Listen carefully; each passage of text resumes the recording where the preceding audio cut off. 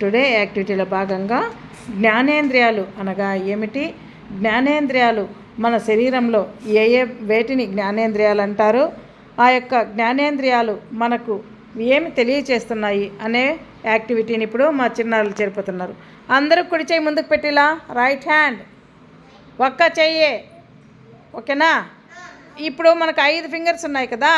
జ్ఞానేంద్రియాలు ఎన్ని? 5. అవేవేవి?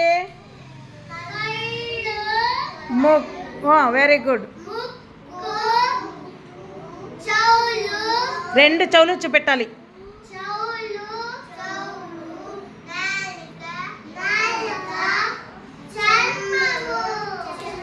Very good. ఇప్పుడు మనకు 5 జ్ఞానేంద్రియాలు ఉన్నాయి. ఏమున్నాయి? అవి ఏమేమని చెప్పారు? కళ్ళు, ముక్కు, చెవులు, నాలుక, చర్మము. ఇప్పుడు కళ్ళు ఏం చేస్తాయి? Very good. కళ్ళేమో చూస్తాయి. చెవులు ఏం చేస్తాయి? Very good. వింటాయి. ఓకే. ముక్కు ఏం చేస్తుంది? ఏం చూస్తుంది?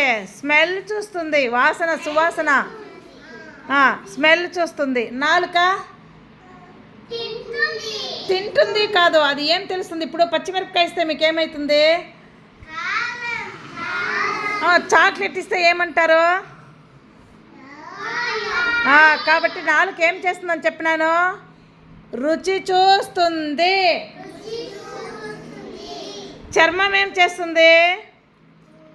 స్పర్శ చూస్తుంది. ఎవరైనా మిమ్మల్ని ఇట్లా గిచ్చినా, ఒక దోమ వచ్చి ఏమైనా వచ్చి కుడితే ఏమంటారు? అబ్బా అంటారు కదా. చర్మము మనకు స్పర్శ చూస్తుంది అన్నమాట. ఇప్పుడు ఈ యొక్క జ్ఞానేంద్రియాలు 5 ఏమేం పనులు చేస్తాయో మీకు అర్థమైంది కదా.